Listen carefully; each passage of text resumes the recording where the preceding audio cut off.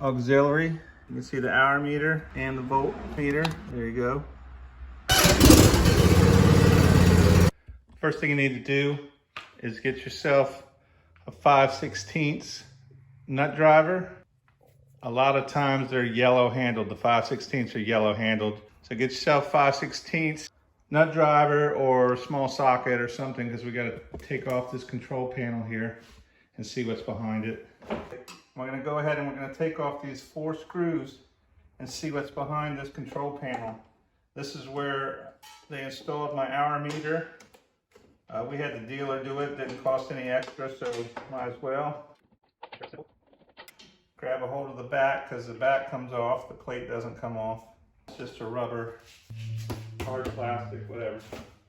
I like to set my bolts in the cup holder, that way I know where they're at, I don't lose them. Here we are on this side.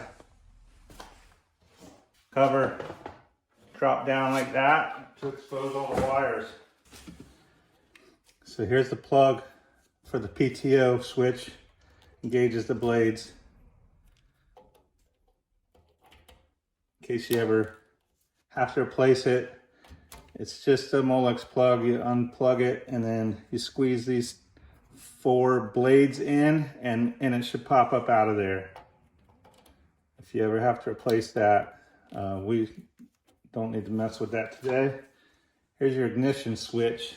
I like to tap this in after the switch. I'm gonna put it right here.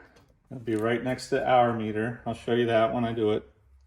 So this is gonna go up here, and then these wires are gonna hang down here. Now, right here is my hour meter plug. Now, what I wanna do is find out which one is hot. I'm assuming it's the white and the black. And which one is the neutral, which I'm assuming is the green and the white. The green and the white is after the key. See, this is the top of the tray. This is the keyhole, the PTO switch, and the hour meter. So hour meter, PTO switch, and the ignition switch. I just want to double check. I'm going to get my fluke meter. I'm going to set it to DC volts. That's the solid line with the dotted line. This is 12 volt DC, just like your car. Got to get some very thin leads. So these are very thin. And put your red in your positive and your black in your common side. Make sure the hold button is off. You can see it's on there. Now it's in auto. I don't know where I can hang this so you can see it. So this wire is going back up to the ignition, and these 2 are going out. The camera went off on me. So what I did is I marked the hole, and then I used pilot bit, small bit, larger bit. I used a step bit, and I increased the hole size to 1/2 inch. I still need to increase it more. I just want to get you caught up. This lock ring. I want to leave room down below here in case I add a switch for lights or something. So I took the inside of the lock ring and tried to line it up at the top of my hour meter, and I visually centered it in this black part, and I put a dot in the center, and then that's where I drilled my pilot hole, and then I increased the size of the hole. Now I'm going to increase it even more to be able to slide this down in there. So I finished drilling a hole through this. I finished drilling the hole through this with an 1.25 inch hole saw. Now it's a little bigger than I thought, but it fits pretty perfect. Sorry I missed that. I thought the camera was on. I drilled it with a hole saw. I had to clamp a board underneath here since I'd already made the hole too big for the pilot bit, so that the pilot bit wouldn't wobble. See right here, that's my pilot bit, and that's from the hole saw. What I did was I put this behind here, and then I put piece of cardboard to protect the paint, and I took my vice grips. Remember, there was not a hole in that board already. Showing you what you missed. This hole was not there. I took the vice grips, I clamped that down. So what I did was I used the board behind it. This hole wasn't there. And I drilled it dead center again, and then you can see the hole that it made. It's off center right now. Held the hole saw in place while I drilled the bigger hole. So that's how I got around me messing up. Always a way to do something, even when you mess up. So here we are again from the other side. I'm gonna go ahead and slide that through, get it as level, straight up and down as possible. It appears the lock ring will go on either way because there's ridges on both sides.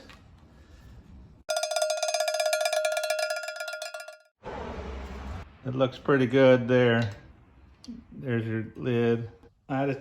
You can see right here, guys, plus is on the gold terminal and the negative is on the silver terminal. So put your red wire, it's usually always positive, just like on your car battery. Put that on the gold terminal and then take your black wire, which is your negative, and put it on the silver terminal. You can do this before or after. Depends on how hard. This one I could have put them on after. It would have been simple because everything is right here. Either way, I wanted to show you both ways. You saw me put it on without the wires. Now you just take this and you feed it through the lock nut.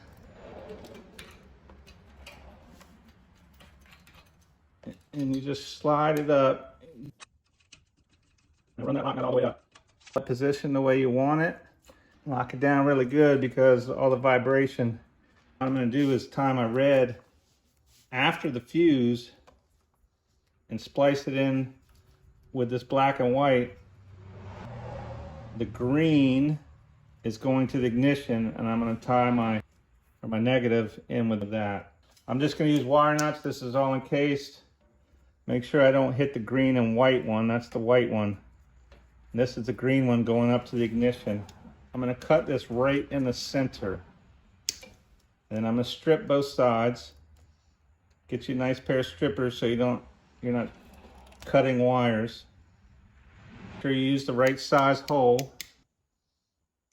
If you're not sure which size, go up a size, and if it doesn't work, go back down another size. A little bit extra on here, and then I'm going to snip it and strip it.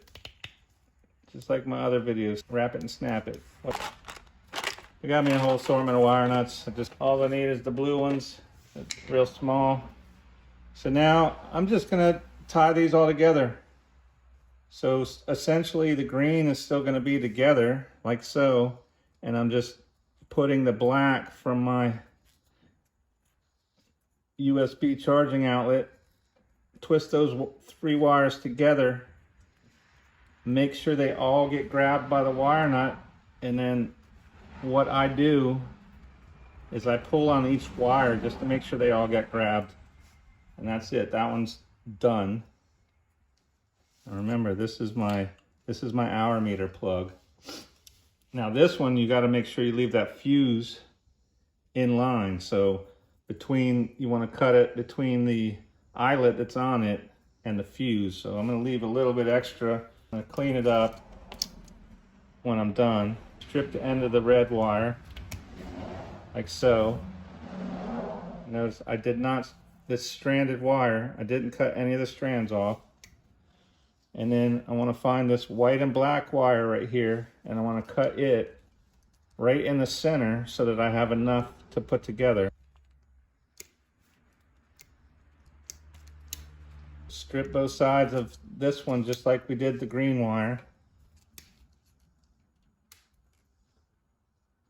Careful not to cut any of this wire strands.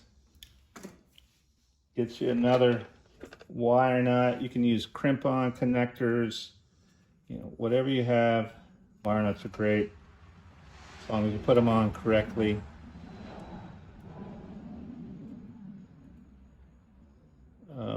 Depending on the situation, this is covered up nicely, and keep it in a garage.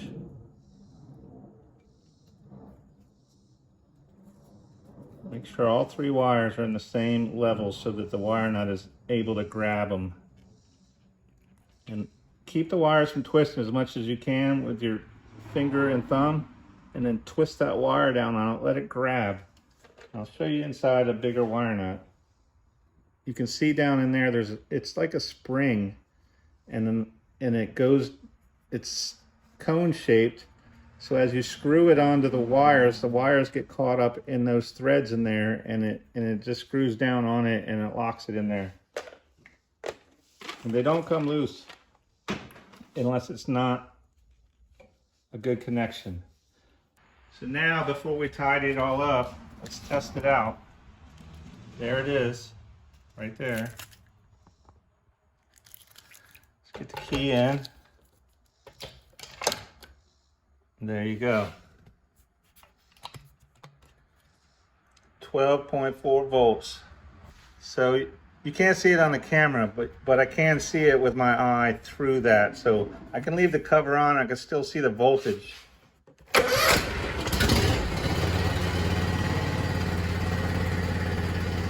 we go, with it running. See the voltage going up. 15.5 volts. Turn that off. Go ahead and plug the hour meter back up. And I'm going to take these extra wires and I'm just going to fold them up nicely. And then I'm going to take a wire tie and I'm going to put it around it because I don't want them in here just rubbing on everything. And then that's probably it. I only need one. Cut the excess off. Might as well check all the connections on everything else while I'm in here.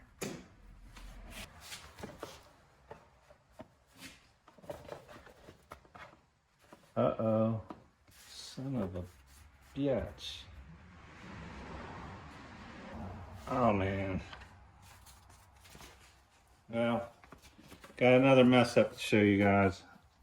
Pay attention to what you're taking off. I thought that was going to be in there far enough. I'm going to have to cut this out. It's not going to mess with my screw holes. I'm going to cut this out so that I'll be able to get my cover on. It's exactly where it's hitting. Oh man. So as long as I cut that out, I should be able to get it on there.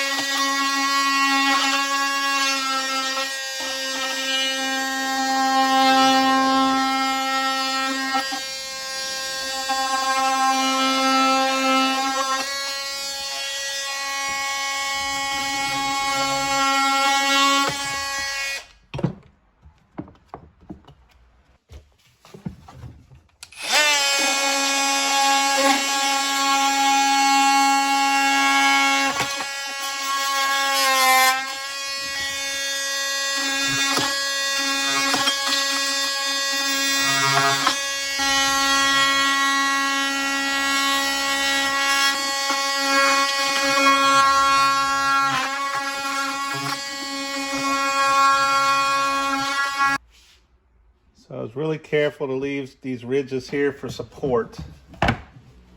My guesstimation was correct. It should fit. It's the test fit. You can see that's where I had to cut it out because I didn't pay attention.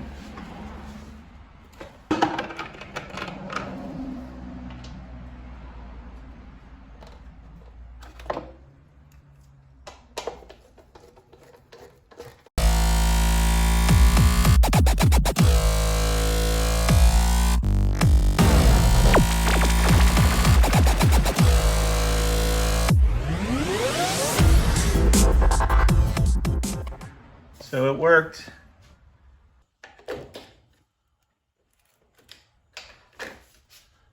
Scratch that up just a hair from the vice grips. You can see, you know, it's all messed up from the keys rubbing on it while I'm riding. But auxiliary. You can see the hour meter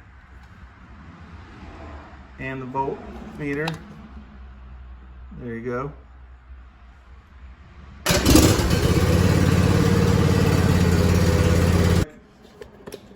It's saying it's time for oil change. Yep, 50 hours, change oil.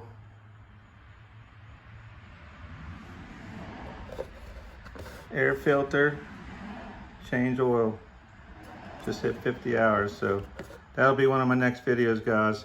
If you haven't, it only takes a second. If you can do something for me, just please hit that like button down there. And then if you want to see this next video, I don't know when I'm going to do it, probably not for another week or two. I'm going to change the oil and the air filter and everything and do a service on this Cub Cadet Ultima series. But other than that, it's Labor Day Friday. Everybody enjoy your Labor Day weekend. And if you're watching this in the future, enjoy whatever day you have. Thanks.